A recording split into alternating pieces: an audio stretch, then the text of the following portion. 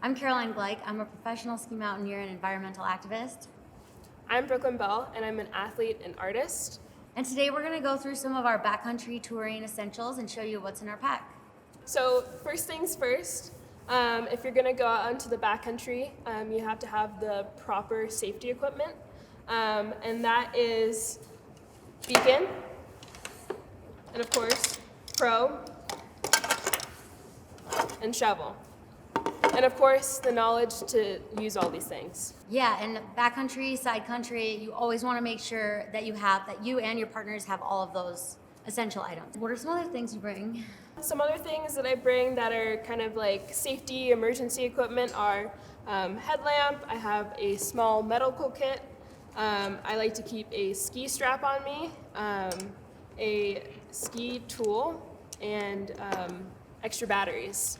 Yeah, and so a few of my safety things that I throw in, I also have a headlamp and a ski strap, and I always like to pack hand warmer and toe warmer packets in case my hands or toes get cold. I find these work really well, and you don't have to keep them charged or anything like that, so it's good emergency first aid stuff.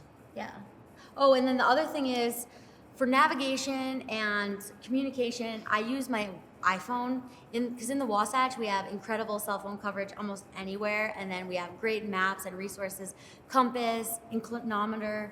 But anytime you're depending on something like that for your communication and navigation, you always want to make sure that you have a backup battery. So I bring a Goal Zero flip and an iPhone charging cord with me in my backcountry kit. Bring extra teepee because even though there might be a pit toilet at the trailhead, they might not have teepee.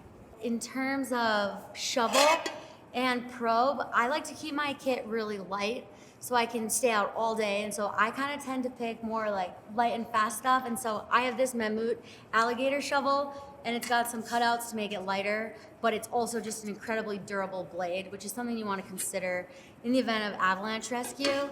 And then I have the Mammut carbon probe, 280 centimeter length. And so for like heart of winter, when it's deep powder, I like a longer probe because we have such a deep snowpack here in the Wasatch. I'm from the Pacific Northwest, so we get a lot of moisture. I like to bring my goggles, of course, and then an extra lens. And a lot of times I'll have a day where halfway through the day I'll be super wet.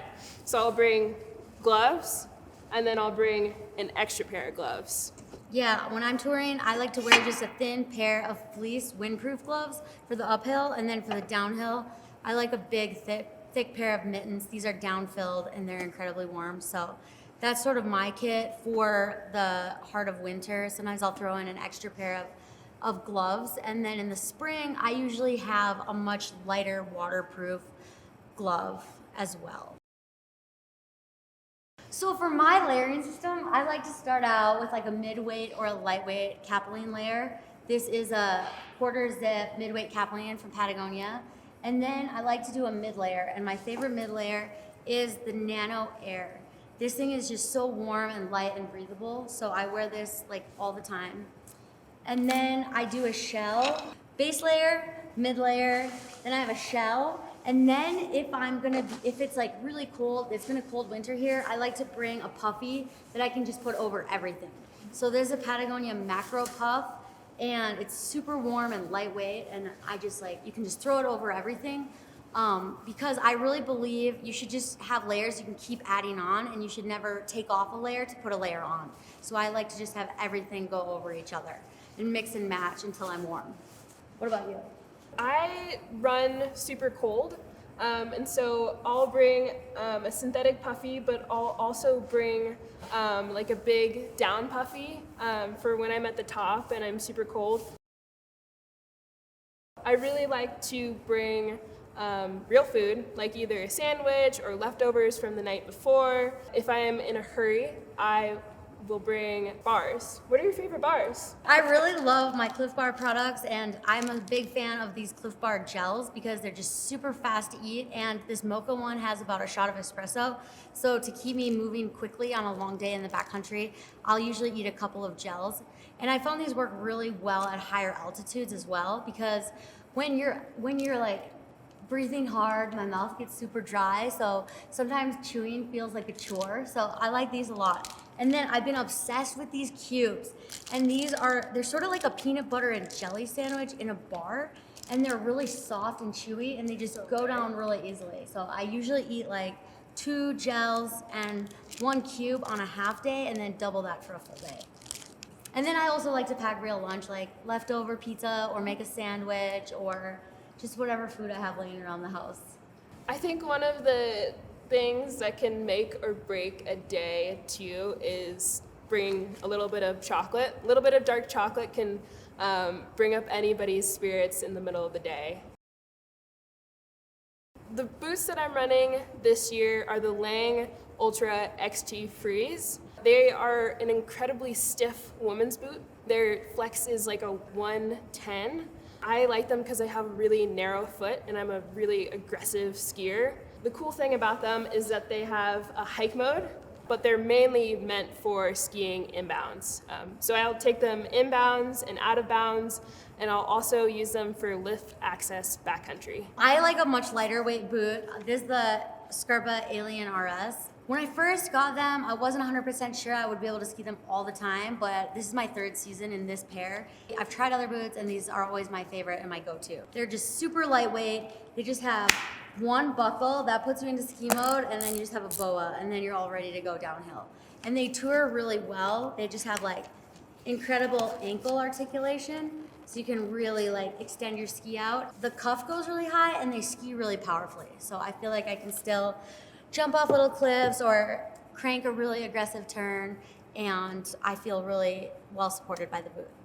I also picked them up earlier this week when we went skiing, and they're light as a feather. They're They're really awesome. I think they're like 1,000 grams of boot, so it's pretty light. One product that I really like that's new for me this season is the Smith Code helmet.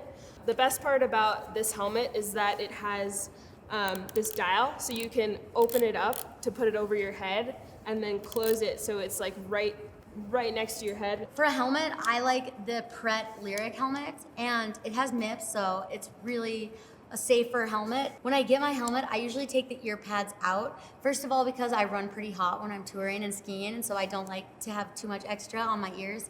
And then also because it allows me to really hear what's going on around me. I just wear a headband or a hat underneath. When I'm skiing in the backcountry, I just like to be pretty quiet when I'm dropping in, because if I hear like a loud scream or something, I usually equate that with someone screaming because it's an emergency. It's really important for me to be always listening to any signs of collapsing, any whoops, or any other noises that would alert me to red flags in the backcountry.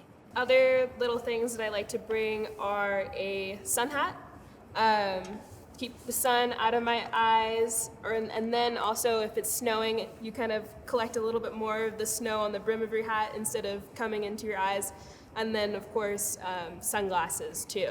Yeah, I like to bring these Jilbo Aerospeed sunglasses with me because they go completely clear, but they're photochromatic, so then they darken automatically. So if I'm going out for a dawn patrol and it's really windy, I can wear them during the nighttime, and my eyes are protected from the wind, and then as the sun rises, they'll automatically adjust and keep my eyes protected. They make you faster on the skin track too.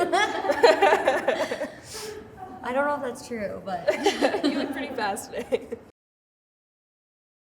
I have like a couple of more personal things that I bring out to the backcountry with me.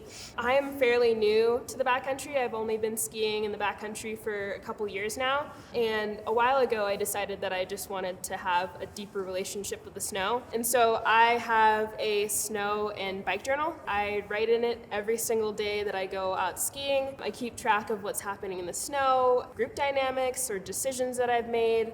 I can look back at it and be able to be like, oh, that was a terrible decision. How can I change things the next time? I'll keep my ski journal with me. If I want to just take down quick little notes, I'll keep like a little note card with a couple of pens and a little bit of paper in the top of my brain. I love that you keep that snow journal, because keeping track of the season history and all the snowfall, like that is really critical information for avalanche forecasting. So that's rad. So we've got all of this stuff that we need to bring with us, and of course we need something to put it in. My favorite pack is the Patagonia Snowdrifter 30 liter. I really like it because it's a really simple, really minimalistic design. Everything is really intuitive and really easy to use. I second that. I have the same one. Do you have the same color? I have the same color. So Well, I love the back panel access Yeah. of this pack, and then I love the helmet carrier that comes out so that I can not have to put my helmet inside. Like, it has all the right features, but it's still intuitive and super minimalistic. And I love this big opening up here, so I can fill it full of snacks and sunscreen and cameras and everything else. I chose the Mindbender because I was looking for something that was a little bit stiffer, but also really playful and a little bit lighter. I really love this ski. It's super fast and super flowy. It's definitely changed the style of my skiing a ton. It's a really fun ski. It's way more fun than I thought it would be, and it does really well with the crud and the groomers, but also the hot pow in the Pacific Northwest. And then on my Mindbenders, I've got shifts. I ski out of bounds, and then I also ski a lot of lift access backcountry, but also inbound. So having a binding that is super versatile, but also burly enough to be inbounds is super great, and the shifts do just that. That's cool. Brooklyn definitely has a bigger setup than I do. A couple years ago, I started just skiing on skinnier and lighter skis, and I found it was really fun because it really lets me get into the powder more. And so I have the Elan Ripstick 94. So they're 94 underfoot, but they really ski a lot wider than that because they have such a big shovel. And then I have on them the Black Diamond Helio 145 binding. I just love the simplicity of transitioning. This is your ski mode, and then this is your walk mode. And so it's just super lightweight, super easy to use. It's all metal construction, and so I just really trust this binding when I'm stepping in and getting ready to ski. And then for skins, I like to go with a synthetic mohair mix. I just find them to be more packable and to have more glide. For someone who is just getting into backcountry, I would first recommend signing up for an AVI course.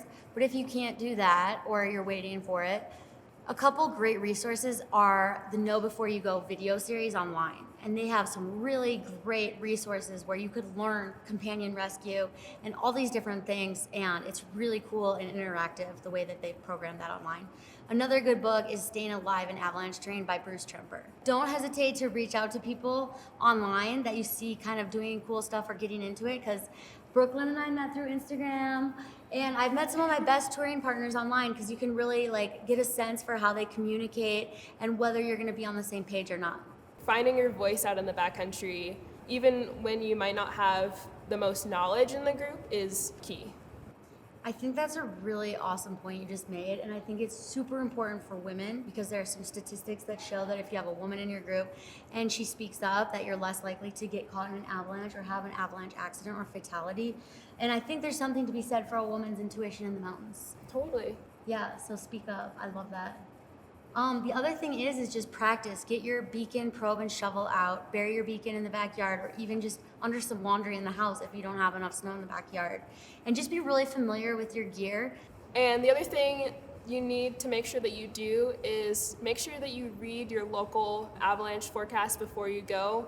Understand what's going on with the snowpack. Be sure that you know what kind of terrain you're getting into, whether it's simple or whether it's complex. And then also having those conversations about the forecast with your friends before you go. It's a lifelong journey. There's so much to learn about backcountry skiing that it can feel overwhelming, but it's also beautiful because it always gives you something new to learn. Well, thank you for watching. Thanks for checking out what's in our pack, and we'll see you on the skin track.